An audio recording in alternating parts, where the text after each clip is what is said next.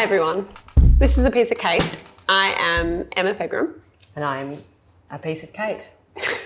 Kate Hulett. You're the Kate about which this piece slice. is. All right. We're recording on Wednesday afternoon and it's 25 days till the election. It's so hard to keep up with that. I don't know if you guys are keeping up with it. That is really hard for us to keep up with it. What happened today? We just got back from the city where there's a big, tall building with people who work for the Australian Electoral Commission in it, where you put some papers in and said, please put me on the ballot. Well, we started off the day with a press conference out the front of the town hall. No, you wanted to go all the way down we there. already talked about it. So. And we explained to everybody that we've renounced and we can now run. And I just literally, as we sat down, received an email from the man who renounced me. I don't know if I'm using those words correctly. Good morning, Kate. Apologies for the late reply. My system was down yesterday, but I'm back on now. Delighted to hear your lovely words. And I love you in a professional way too. Ha ha, smiley face. I'm happy that you got the outcome you desired and was able to receive the decision letter early enough. I am currently just trying to liaise with the right people in order to get another candidate's decision letter to her in the same way I did with you. I will do my best for you, and once complete, I will email her. Thank you once again for being so lovely and patient with me. You're the best. Have a great day. Redacted name. I mean, guys, I love the British bureaucrats. Gotta tell ya. They are so sweet. And you're chuck a bit of love about. You're get a bit of love back. so lovable. You're so lovable. Anyhow, so that just hit the... I mean, it's 9 a.m. in England now, so here we are. This isn't evidence of your ability to get things done. Negotiate with me, I don't baby. know what is. So, went into the city today, the big smoke, with you, Cos. Yes. Realised we were both wearing really inappropriate outfits for both. Speak for yourself. I'm dressed fine. Emma's dressed for, I don't know, a rodeo. And we handed, well, shall we be honest? Yes, radical transparency. The office was on William Street. We went to the wrong office. Then we went to the right office. We went in. And first of all, she thought I was just registering to vote. And then, there was a bit of confusion. There was confusion. No, I'm registering as a candidate. Anyway, went through to the room with the two people. They go through every page, check everything, pay $2,000. My card didn't work. Used my personal account, another $2,000. And left because we had to get back here to record this important document.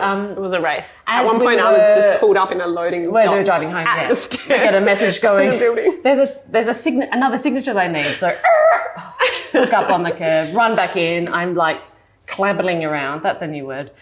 Go in, find the man, sign something else, run back down, get in the car. Here we are. Shoot back to Freo. So here we are now. Can I just say, yeah, I thought it was really cute when we were sitting in the lobby waiting to go into the room and there were other candidates there to register. There were some blokes there from Australian Democrats for the Senate. Yep. Gave them a little wave, nod across the lobby. Didn't chat much. I did big smile. One of them was wearing a T-shirt and I thought, missed opportunity.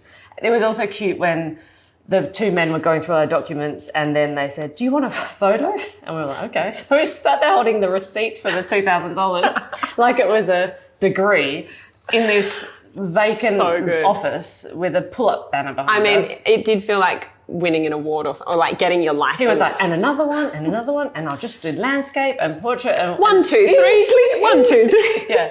But it was like, we were kind of like, doing it super quickly because we had other things to do, obviously. But then when we were walking back to the car, I was like, we should take a moment. That's pretty cool. But we don't have time for a moment. No time for a moment. So we were in the car driving, thinking about what the hell everything, we're going to talking about everything as we do. And one of the things that I like to do for my self-esteem is read troll comments. And we did think it would be funny one day to do a little troll, a review of the trolls and the kind of top hits, favorite, the bangers. But there was one that came in that kind of sort of encapsulated some of the sentiment that we talk about in the lack of ambition and the mediocre nature of our parliament and our government and our leaders. And I say that in inverted commas. Do you want to read the comment? Yeah, I'll read it. I mean, this one just stuck out at you. Yeah, it's stuck out one from the last few days. I'll read it first. So And also, this person's got one post and no followers. Well, I mean, we think it's a person with a fake account. We don't know who it is, but anyway. Correct. At risk of feeding and amplifying the trolls, we're about to read out their comments, so that's fine. I mean, okay, let's go. So you stand on the shoulders of local activists with a proven track record of commitment to protecting the environment, workers, health, education, housing, parents, heritage and community. Missing one comma, but I won't attack them for that.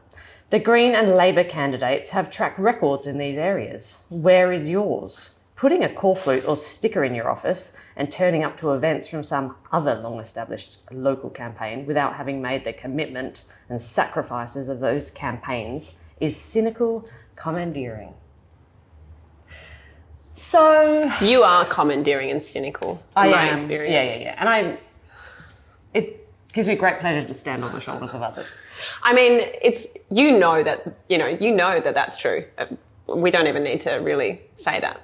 Like, you're aware that people have been doing work over decades. Of course. So putting that aside, what stuck out to you about this? I think it's the initial stick outer was, that's not a reason not to try and do anything.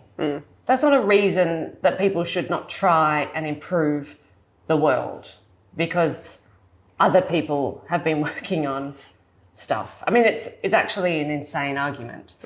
But what it reflects on is that thing that we do when anyone tries anything is like a big pylon of, oh, you idiot, get real, loser. Just stay in your lane. Stay in your box. What do you know about that? And that actually is reflected in so many areas. Like the media are a, culprit. Absolute, perfect example of it.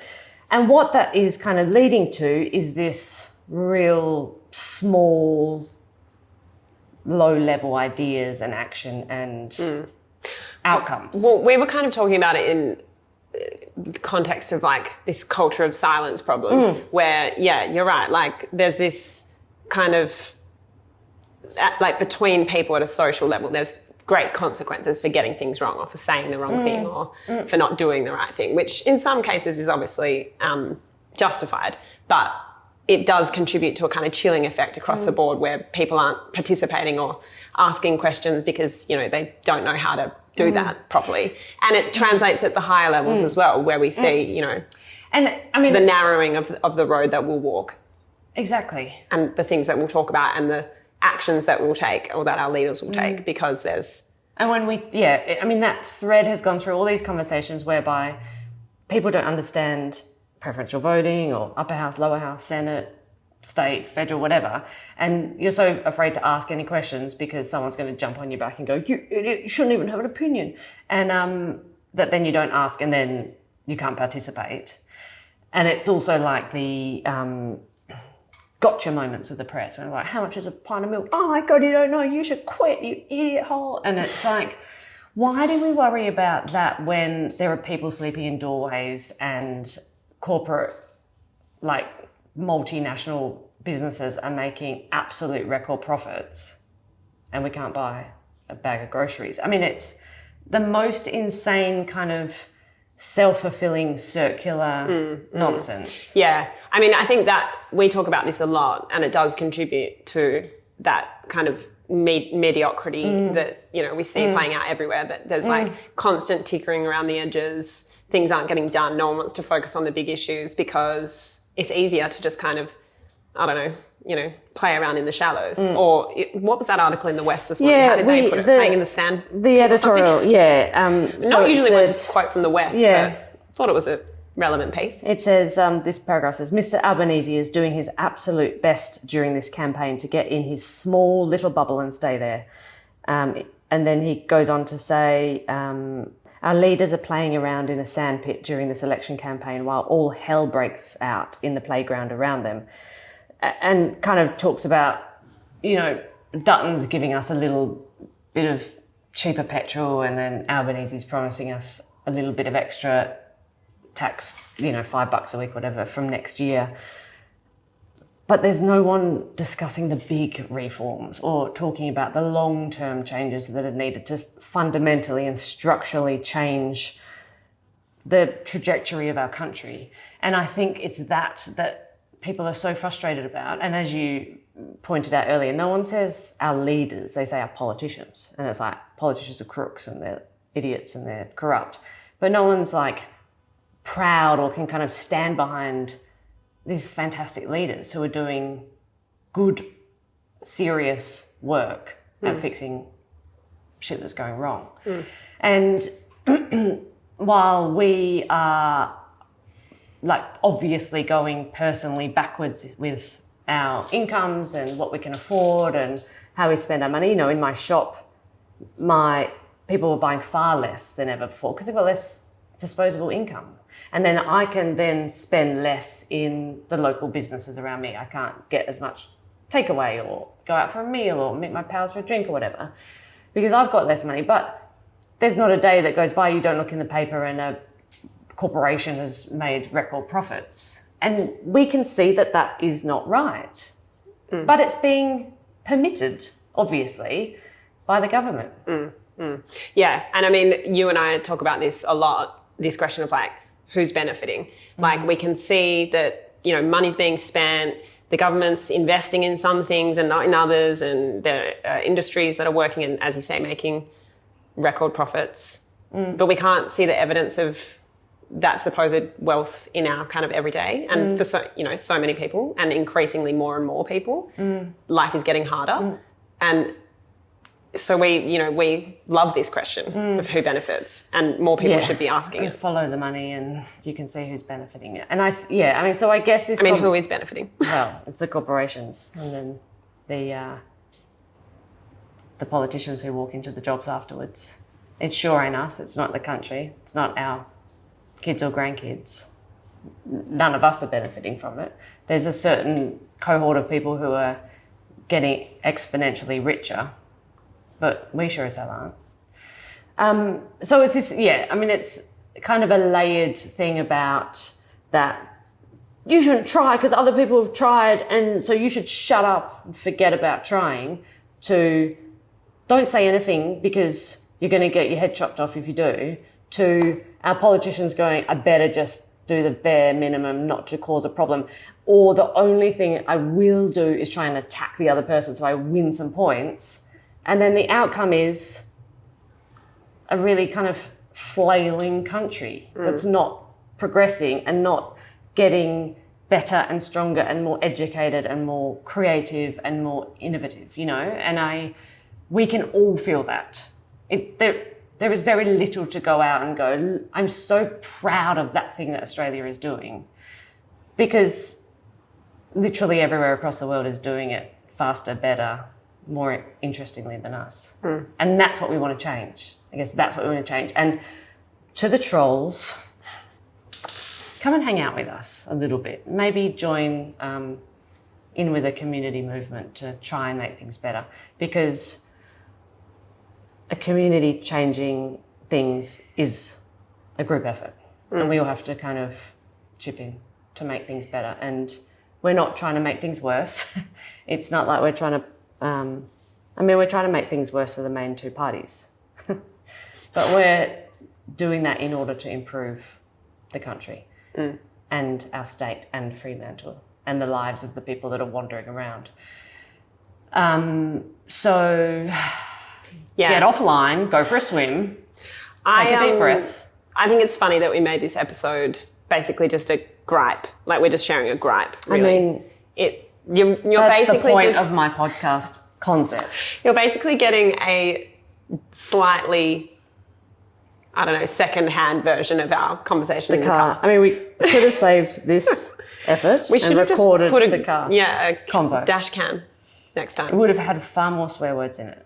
That's true, and your dad feedback. would be unhappy. I would have had feedback. But I reckon a lot of people share the gripe. And I do think that there's increasingly more and more people, you know, coming alive to the fact that we're getting ripped off in so many ways and that we're getting let down in so many ways. I mean, people are feeling it.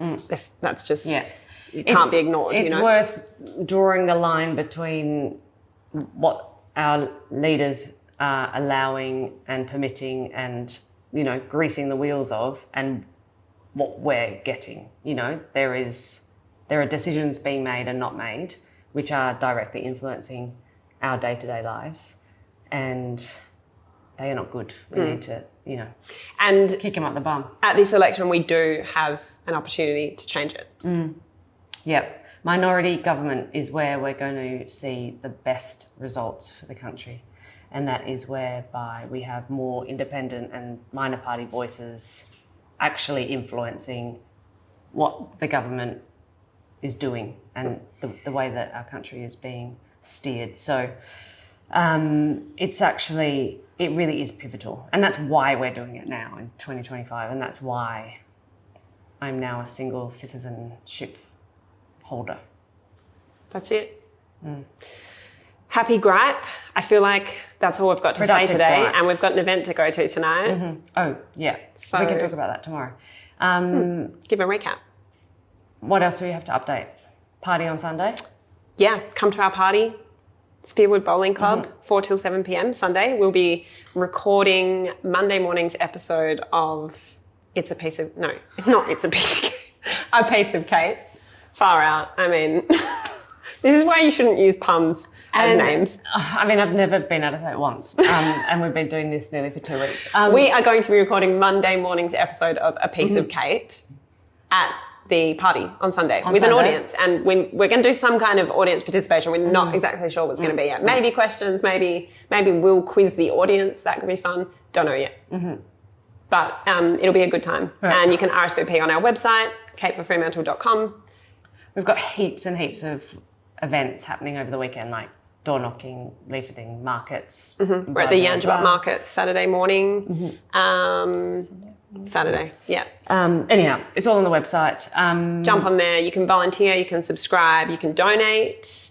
And wherever you're listening or watching this podcast, you can follow, like, subscribe, leave a review, leave a comment. No, I mean, you can troll, but we prefer just good feedback. If you do troll, you may get called out in the next episode, but maybe that's what you want, which is fine. Yeah. Each their own. And a huge shout out to the CT8 brackets nationality person at the Home Office. The Home Office. I love you professionally too. God. I mean, there is nothing I would want to read more than that. You need to print that out and frame it. Let's go do that. Already done it. Perfect. Okay. So we'll talk to you guys tomorrow. Adios, amigos. Authorised by K. Hulett, 106 High Street Mall, Fremantle.